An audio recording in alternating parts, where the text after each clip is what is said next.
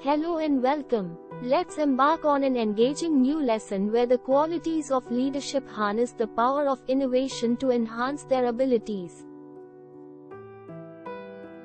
Today's title is Assessment Utilizing Leadership Traits and the Principles of Design Thinking. Our goal is to integrate creative thinking throughout various aspects of life, nurturing it as a natural attitude, not merely a procedure. We've carefully designed our courses to ensure that participants not only acquire a profound understanding of different innovation frameworks and tools but also develop the ability to apply them effectively and autonomously. This will allow them to think innovatively as naturally as a fish swims in water, without relying on external guidance or instruction when they pursue workplace innovation. What is appraisal? Evaluation extends beyond job performance reviews. It also encompasses personal endeavors such as launching a startup. Appraisal, in this context, is a hallmark of effective leadership, as it involves assessing oneself or others with the aim of contributing value to one's family, organization, or society. To excel in conducting these assessments, leaders can adopt the GROW model and apply it creatively, leveraging the principles of the design thinking framework to achieve the most optimal and unbiased outcomes in the process. Job appraisal process. 1. Performance appraisal. Performance appraisal involves assessing the job performance of another individual, playing a crucial role in leadership responsibilities. Likewise, self-appraisal finds applications in personal contexts, such as evaluating one's financial capacity for handling loan MS when considering a significant investment like buying an expensive apartment. Let's delve into how this process unfolds in a work setting, which mirrors the process on a personal level. 1. Seeking an honest evaluation. This involves thorough self-preparation and an objective examination of both positive and negative aspects, with a focus on identifying strengths and limitations. 2. Aligning discussions with the organization's vision and goals. 3. Remaining receptive to suggestions and feedback. 2. Feedback phase.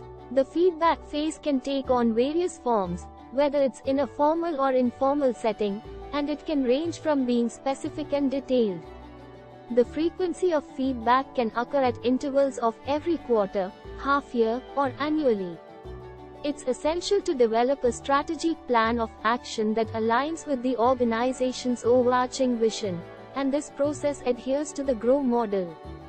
Effective communication is a priority when conveying information to another individual. 3.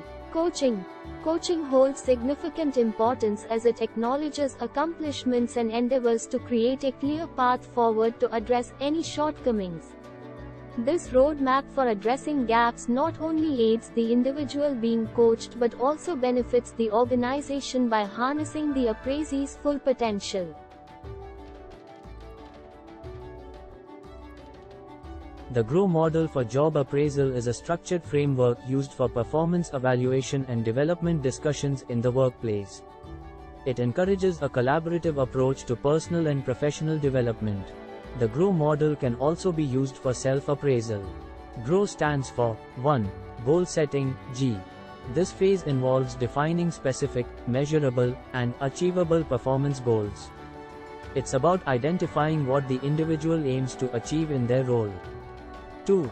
Reality checking, R. Here, the current performance and the reality of the situation are assessed.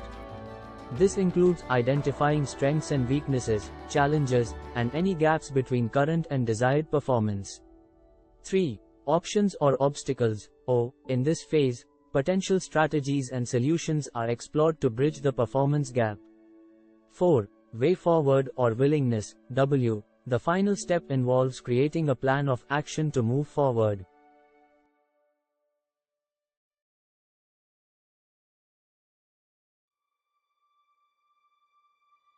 Let's understand design thinking to address the need of GROW model to understand the empathy of assessee or coachee.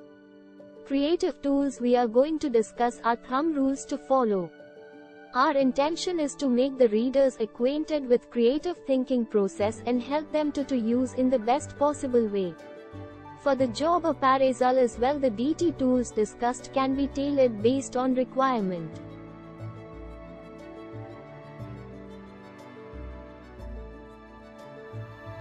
The typical process for conducting an empathy interview can be outlined as follows. 1. Establish comfort. Start by ensuring that the assessee feels comfortable and relaxed. 2. Explore motivation. The primary objective is to deeply understand the assessee's motivation, particularly concerning their work and achieving their goals. 3. Reveal hidden insights. Use the interview as an opportunity to uncover insights that may have previously gone unnoticed. 4. Utilize DT tool, Analysis Questions Builder. The assessor can employ the insights derived from the DT tool, Analysis Questions Builder, to structure the interview and delve deeper into relevant areas. 5. Define or redefine goals. The DT tool, Problem Statement, can be adapted for this purpose. Assess the significance of the goals by utilizing DT tools like the critical item diagram. Additionally, consider employing tools like the 2x2 matrix and special brainstorming for added insights.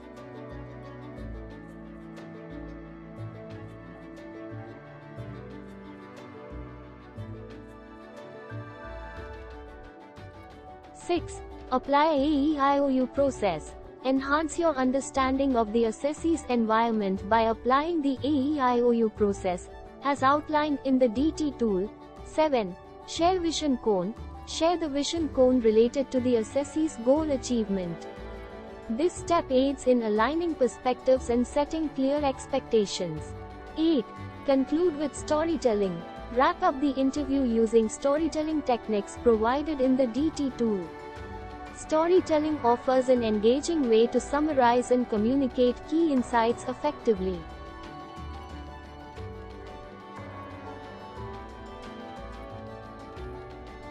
What is Analysis Question Builder? It's somewhat like the fishbone theory created by Professor Kaoru Ishikawa, which shows the potential causes of a specific event. The tool helps in identifying relevant factors of influence. Example: if suppose the implementation had gone wrong. 1. Define the center of the analysis questions. The event, process, service, product must address to the requirement, and for the same relevant factors are defined. 2. Define relevant factors or sub-relevant factors for influence. 3. Mark the important point for discussion.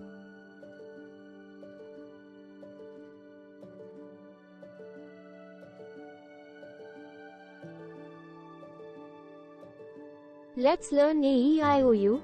This tool helps to know more about the goal, the assessee and the environment.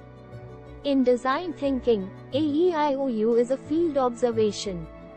It helps assessor to prepare himself by assessing and addressing various dimensions aligned to various goals of assessee.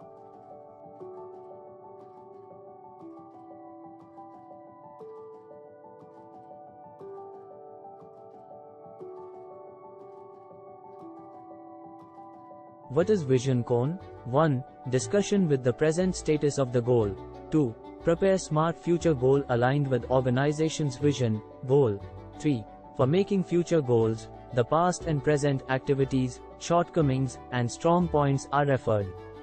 No volume of history is insignificant, even the worst chapters. Especially the worst chapters. Terry Gilliamit's 4. The whole discussion taking the present goal and then defining the future goal based on the past and present can be done in a storytelling process, which is again a tool discussed in the upcoming slide.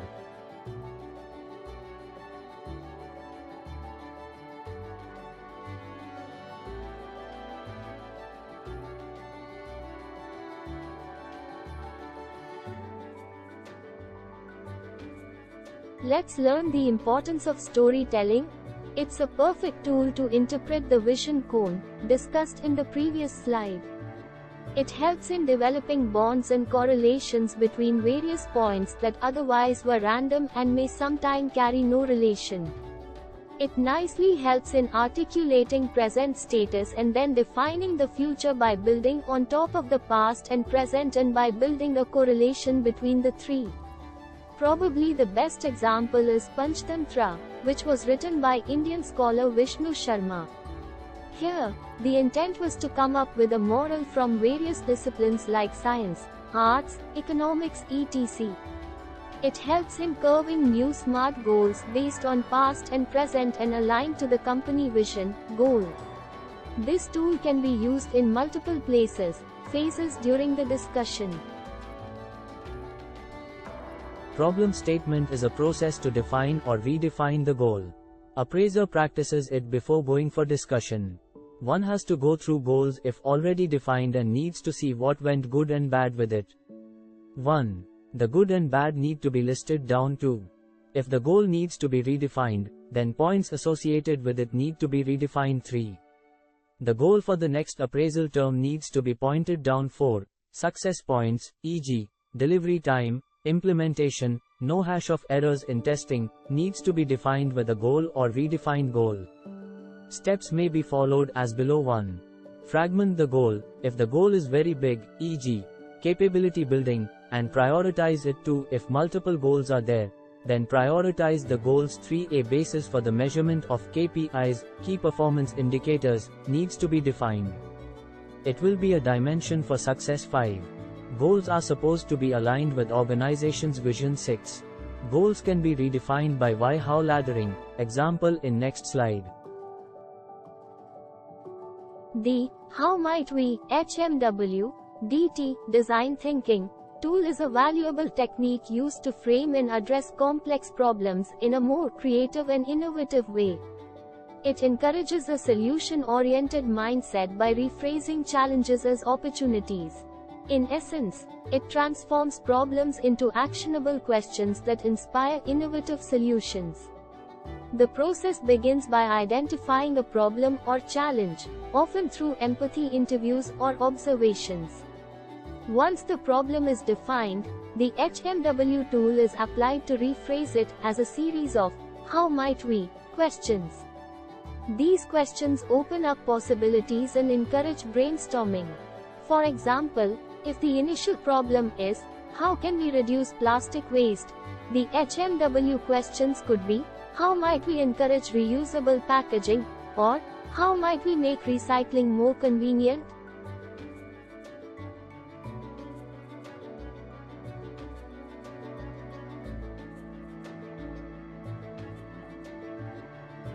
What is critical item diagram? It is to structure the findings from early phases and prepare for the future. It's a way to focus on the roadmap, which is curved and aligned to organizational goals. This is an optional tool for a leader to adapt. It's the tool that helps to find out essentials to set as JKITCDO and agree on them.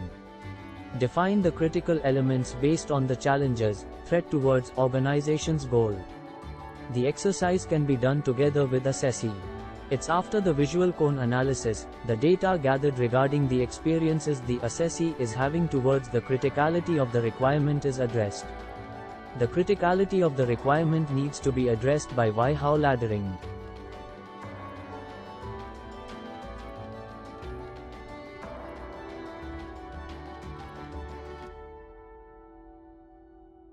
Let's learn 2x2 matrix. To categorize and prioritize the goals which are defined following various other prior tools like vision cone, critical item diagram etc.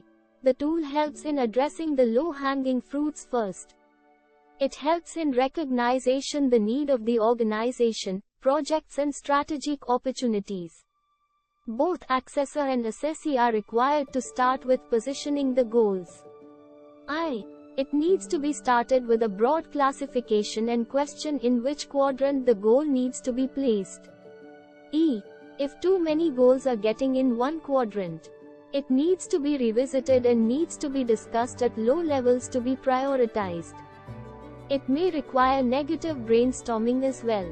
The negative brainstorming is discussed in the next slide. If any quadrant is blank, It signifies the potential for further opportunities and unfulfilled needs of stakeholders and hence the opportunity for the assessee to pursue new at that level.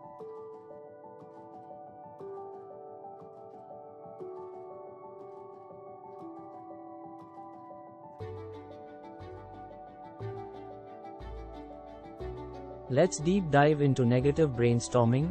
To generate a large number of unusual ideas or feasibility of ideas in a limited period of time.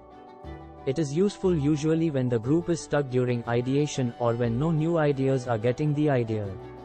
Negative brainstorming is normal and traditional brainstorming but in the reverse method. In this situation, instead of finding a solution, think about what would make things worse, or in another way, in the absence of the idea, what would be the scenario. In the previous slide, if quadrant 2 and quadrant 3 are overloaded with goals and unable to prioritize it, then negative brainstorming would help by taking in account each of the event and would check how would the scenario, product behave in the absence of that event. Is it addressing MVP, minimum viable product? The one having most impact, which in other words, in the absence of the event, the MVP is expected to fail.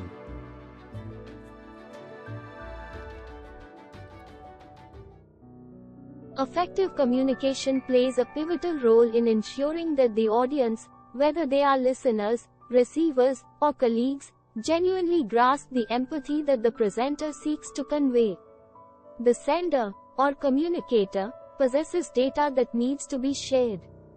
To ensure the recipient comprehends the data, the sender arranges and transforms it into an easily digestible format. Subsequently, the recipient receives the data in this accessible form and acknowledges it. In summary, effective communication entails tailoring the message to the audience's perspective, making complex information comprehensible, and ultimately leading to improved understanding and acknowledgement of the conveyed message.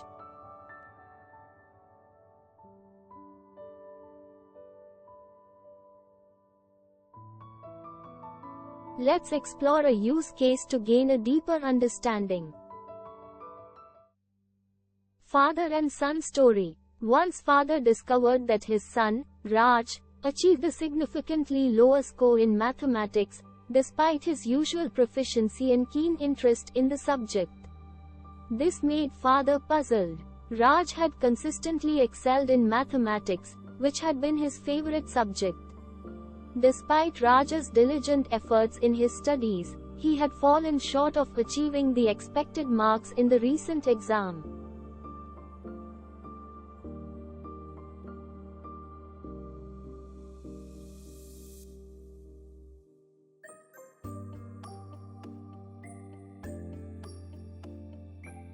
Note: the father selectively utilized only the necessary design thinking tools to address the problem.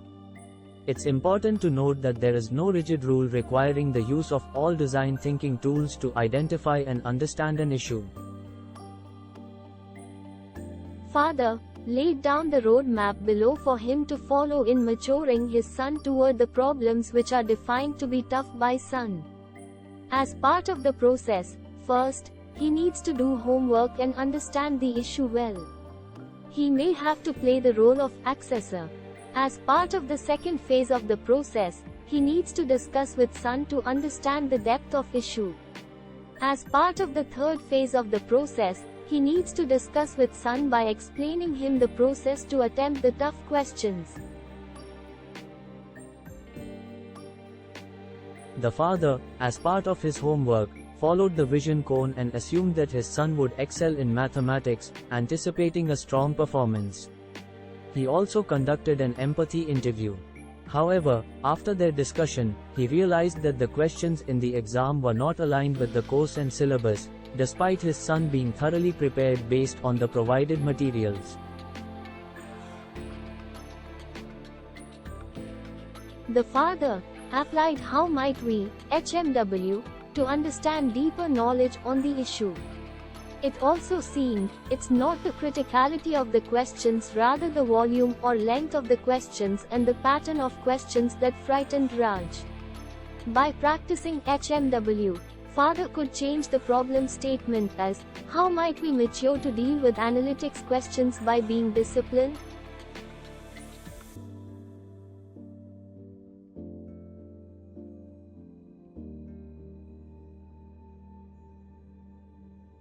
Additionally, the father employs a 2x2 matrix to foster greater maturity and discipline in his son. This approach aids in prioritizing the necessary steps to help his son mature and better prepare for handling such questions in the future.